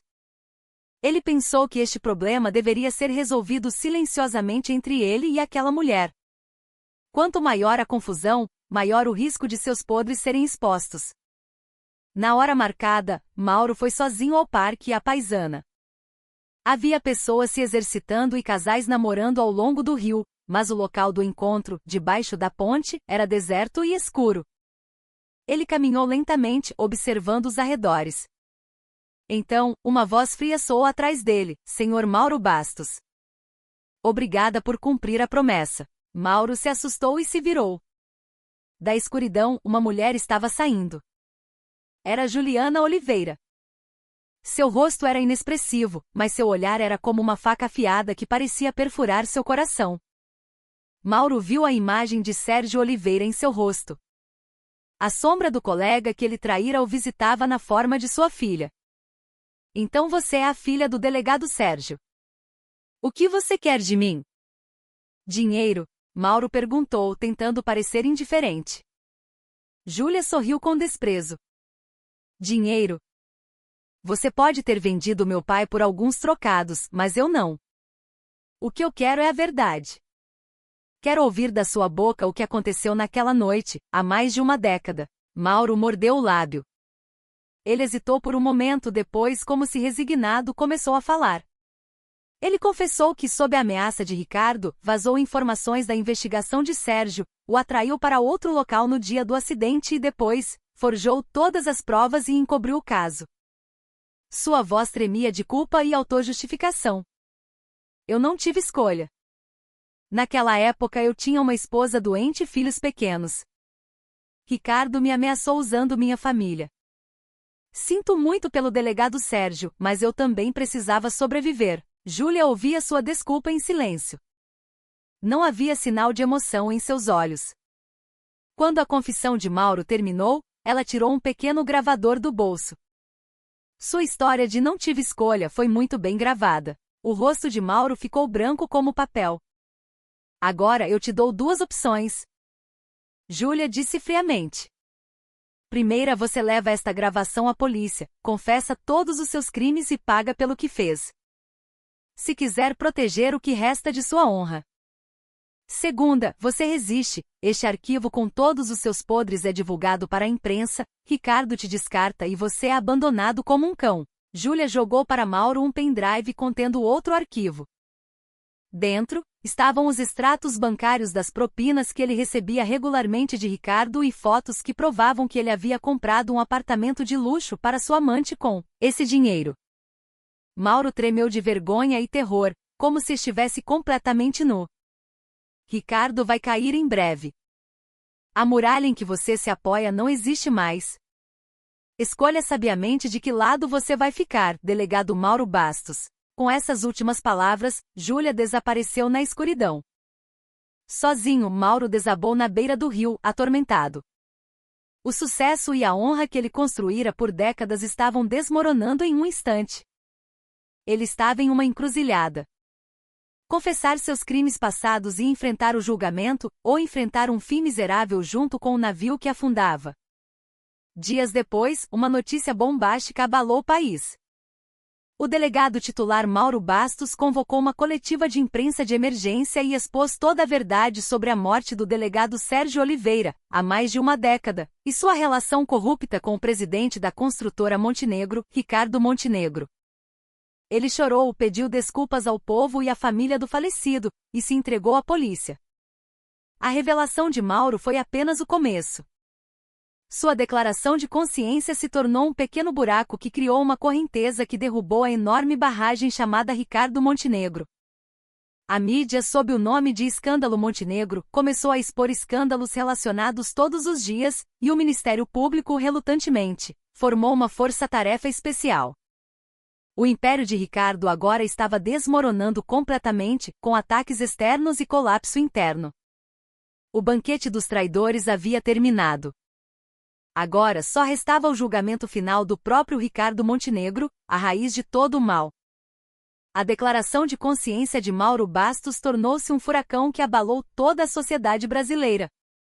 A mídia, como se esperasse por isso, despejou uma enxurrada de suspeitas relacionadas ao escândalo Montenegro. Inúmeros atos de corrupção, que antes eram suprimidos pelo poder de Ricardo ou não podiam ser noticiados por falta de provas, vieram à tona. Quando as provas cruciais fornecidas anonimamente por Júlia e Davi foram adicionadas, a opinião pública explodiu. Suspeitas de despejo ilegal de resíduos na Cachoeira das Almas, a existência de uma lista de lobby político e a suspeita de assassinato do delegado Sérgio Oliveira estampavam as manchetes de jornais e telejornais. As ações da construtora Montenegro despencaram, e a voz dos cidadãos exigindo uma busca e apreensão aumentou. O império de mentiras que Ricardo construiu meticulosamente por décadas estava desmoronando em poucos dias. Encurralado, Ricardo começou sua última resistência. Ele ligou para políticos e promotores de alto escalão com quem tinha ligações pedindo ajuda, mas só recebeu indiferença. Eles já estavam se preparando para pular do navio que afundava chamado Ricardo Montenegro.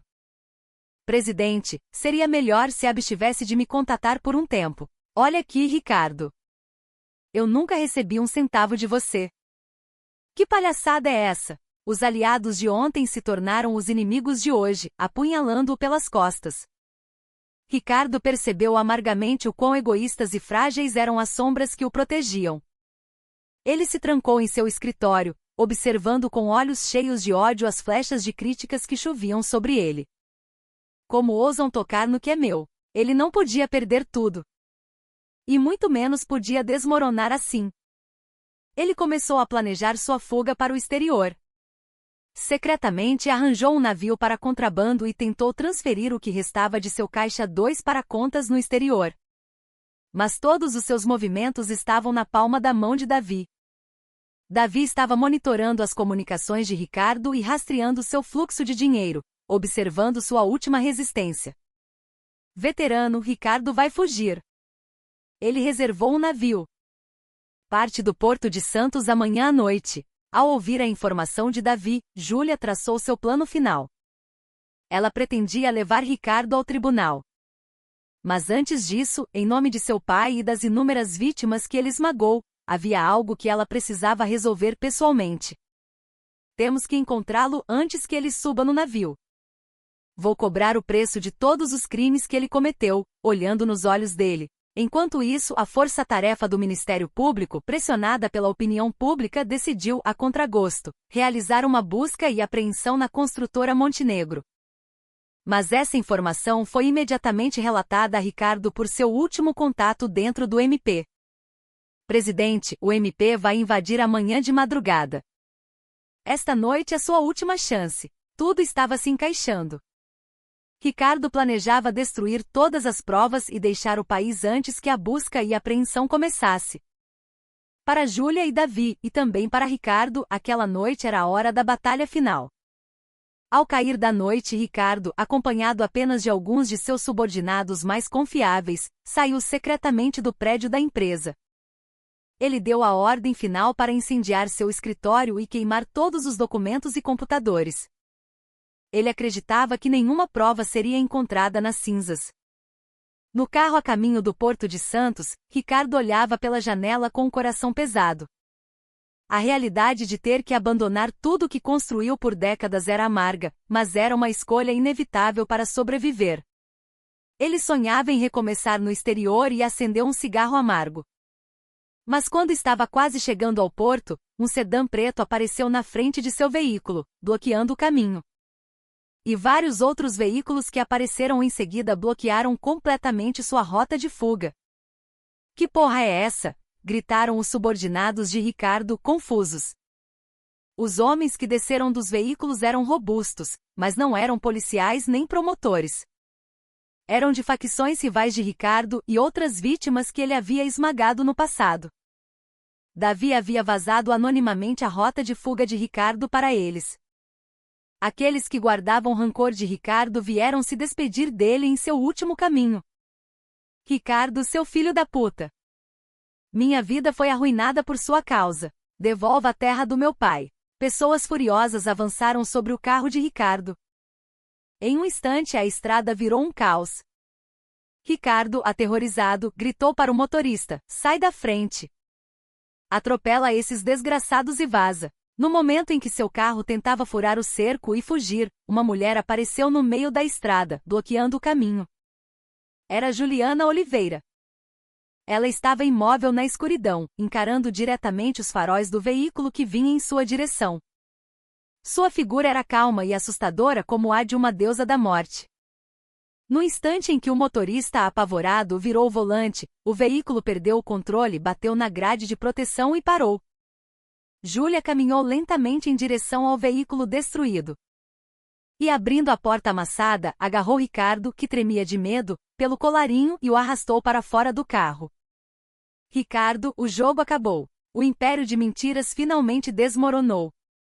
O imperador do império era agora apenas uma fera patética, capturada nas mãos de uma vingadora sem nome. Arrastado para fora do carro pelo colarinho por Juliana Oliveira, Ricardo Montenegro se debatia em extremo terror e humilhação.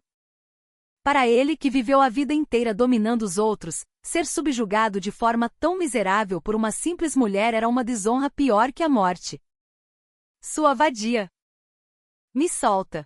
Ele lutava e resistia, mas a mão de Júlia era firme como aço.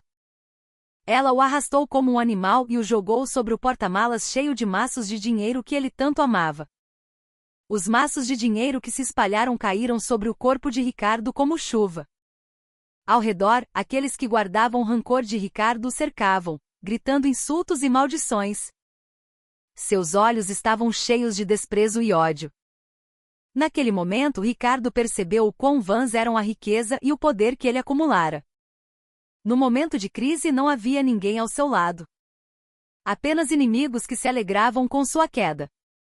Mas Ricardo não podia terminar assim. Ele era um vilão nato, e seu instinto de sobrevivência era mais forte que o de qualquer animal. Ele procurava desesperadamente uma maneira de sair daquela situação infernal. Seus olhos captaram a pistola na cintura de um de seus subordinados que gemia ferido dentro do carro. De repente, ele mudou de atitude e começou a implorar de joelhos a Júlia. Eu errei. Errei em tudo. Por favor, poupe minha vida. Eu te darei tudo o que quiser. Dinheiro, o quanto você quiser. Farei com que você viva bem para o resto da vida. Era uma atuação desprezível para ganhar tempo. Aproveitando o momento de distração de Júlia, ele se lançou como uma serpente e pegou a pistola do subordinado. E apontou a arma para Júlia. Não se mexa. Se mexer, eu atiro. A situação se inverteu em um instante. As pessoas ao redor recuaram, assustadas. Ricardo soltou uma risada maníaca. Ha, no final, eu venci. Aquele desgraçado do Sérgio Oliveira e você, ambos morrerão em minhas mãos. Ele tentou usar Júlia como refém para escapar do cerco. Mas nos olhos de Júlia não havia o menor traço de medo. Pelo contrário, ela olhava para Ricardo com pena. Atire. É a única coisa que você pode fazer agora. Mas no momento em que puxar esse gatilho, você nunca mais poderá reverter nada. Cala a boca. Não tente me ensinar. Ricardo, em extrema ansiedade, colocou o dedo no gatilho. Naquele exato momento, algo inesperado aconteceu. Seu último subordinado de confiança o atacou por trás. O subordinado, de costas para Ricardo, gritou para Júlia, como se estivesse desesperado: fuja! Este homem é um demônio. Eu não posso mais me tornar um monstro como ele. Aquele subordinado também sentia remorso há muito tempo pelos atos malignos de Ricardo. No momento em que Ricardo estava prestes a cruzar a última linha, ele agiu de acordo com sua consciência reprimida. Seu traidor de merda! Ricardo lutou violentamente com o subordinado que o segurava. Aproveitando a oportunidade, Júlia se lançou para a frente e arrancou a arma da mão de Ricardo.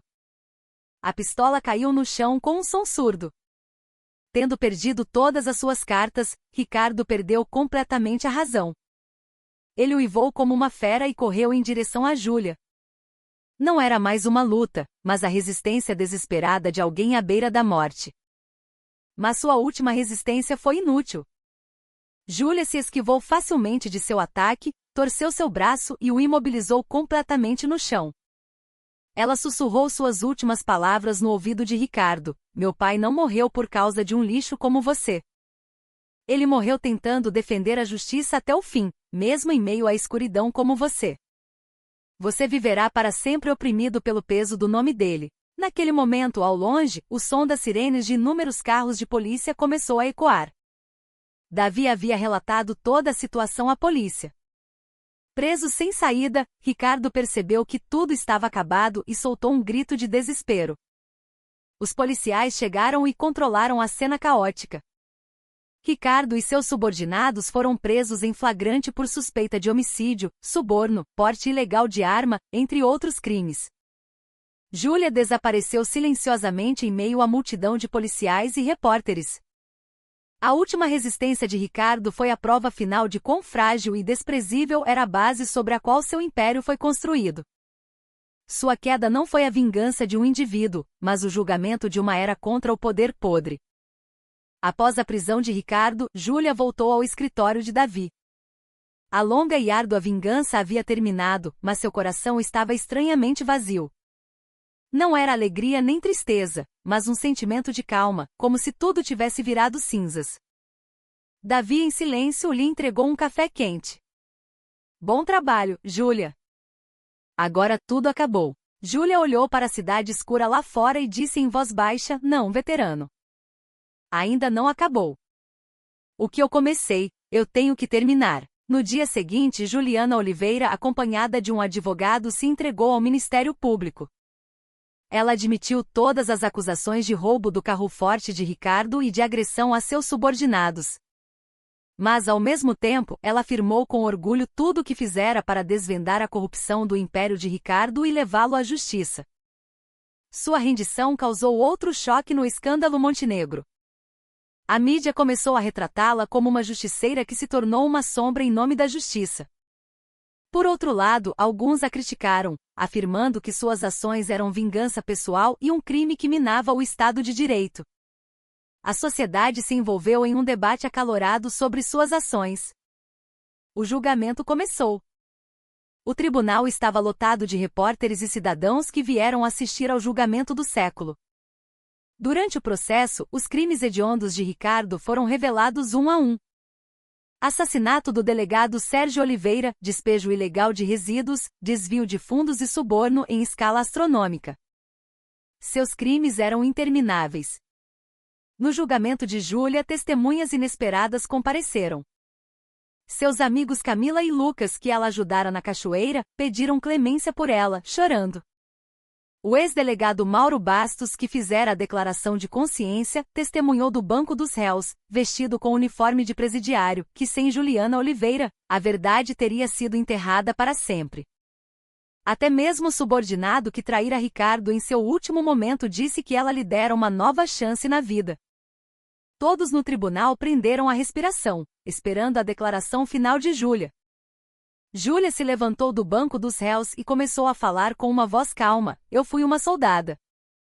Dediquei tudo de mim para proteger meu país e meu povo. Mas a sociedade para a qual voltei após minha dispensa era um lugar onde os valores que eu tentava proteger eram impiedosamente pisoteados pelo dinheiro e pelo poder. Ela olhou diretamente para o juiz e para a plateia e disse: Eu violei a lei. Não nego esse fato. Mas eu gostaria de perguntar: quando a lei não consegue provar sua própria razão de ser, o que um indivíduo sem poder deve fazer? Quando o abismo do mal gigante tenta nos engolir, devemos apenas ficar olhando. Sua voz era firme, sem tremer. Eu decidi encarar esse abismo de frente. Mesmo que eu seja arrastada para dentro desse abismo novamente, não me arrependo. Se minhas ações puderam despertar, mesmo que um pouco, a consciência adormecida de nossa sociedade, então meu papel foi cumprido. Quando sua declaração terminou, um silêncio pesado pairou sobre o tribunal. E então, aplausos começaram a ecoar de vários pontos da plateia. Finalmente chegou o dia do veredito.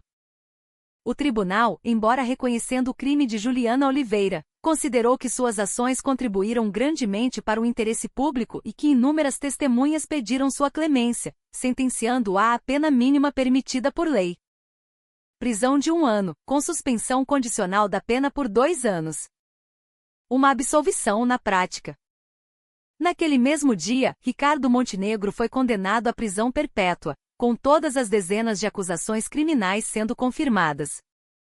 Ao sair do tribunal, ele gritou, mas ninguém deu ouvidos às suas palavras. O imperador do Império de Mentiras saiu melancolicamente para os bastidores da história. Júlia, ao sair do tribunal, foi recebida por uma enxurrada de flashes de câmeras. Sem dizer uma palavra, ela caminhou em direção a Davi e seus amigos que a esperavam. Em seu rosto, pela primeira vez em muito tempo, um sorriso fraco, mas caloroso, apareceu. A longa e árdua batalha com o abismo havia terminado. Ela olhou para o abismo, mas não foi consumida por ele. Pelo contrário, ela atravessou a escuridão do abismo e trouxe um raio de luz para o mundo. O tempo passou. A tempestade do escândalo Montenegro, que abalou o mundo gradualmente, se acalmou e foi lentamente esquecida pela memória das pessoas. Inúmeros poderosos que estavam envolvidos na teia de corrupção com Ricardo foram julgados, e a sociedade avançou, um pouco mais transparente. Juliana Oliveira deixou a cidade. Ela não estava mais presa às sombras do passado nem ansiosa pelo futuro. Ela começou a aprender a viver o presente. Viajou pelo país, conhecendo pessoas que compartilhavam de sua dor. Veteranos de guerra abandonados pelo Estado, pessoas que perderam suas casas para o grande capital. Ela ouvia suas histórias, conectava-os a apoio jurídico e continuava uma solidariedade silenciosa. Sua luta havia terminado, mas sua guerra continuava de outra forma. Davi ainda mantinha seu escritório no Beco Escuro. Mas ele não era mais um solucionador de problemas que investigava a vida dos outros por dinheiro. Ele usava suas habilidades para colaborar com veículos de jornalismo investigativo que denunciavam as injustiças da sociedade, atuando como um denunciante anônimo. Através da luta com Júlia, ele reacendeu a pequena chama de esperança em seu mundo, que antes estava cheio de cinismo e desconfiança. Em um dia de primavera, Júlia visitou novamente aquela cachoeira. O lugar que Ricardo havia destruído com resíduos ilegais estava, após anos de esforço de ONGs e do governo, recuperando lentamente sua antiga aparência. O lixo que cobria o vale fora removido, e em seu lugar, flores silvestres brotavam. A água ainda não estava tão clara como antes, mas era a prova de que a vida estava voltando. Júlia sentou-se na rocha onde tinha memórias com seu pai e observou a água fluir silenciosamente. Naquele momento, alguém tocou levemente em seu ombro. Ao se virar, viu Camila e Lucas, sorrindo radiantemente. Em suas mãos, havia café quente. Sabia que você viria, disse Lucas. A relação deles não podia voltar a ser perfeitamente como antes, mas ao passarem pela provação juntos, eles se uniram com um laço mais forte e profundo. Eles não perguntavam mais sobre o passado de Júlia. Eles a aceitavam como ela era no presente. Os três se sentaram lado a lado, observando a cachoeira em silêncio. No coração de Júlia, a culpa e a saudade de seu pai, que a atormentaram por tanto tempo, se dissiparam como neve, e uma paz calorosa tomou conta. Ela sentiu que agora podia deixar seu pai ir em paz. Pai, descanse em paz agora. Ela sussurrou em seu coração. Sobre o império em cinzas, sobre a alma ferida, o tempo flui e uma nova vida floresce.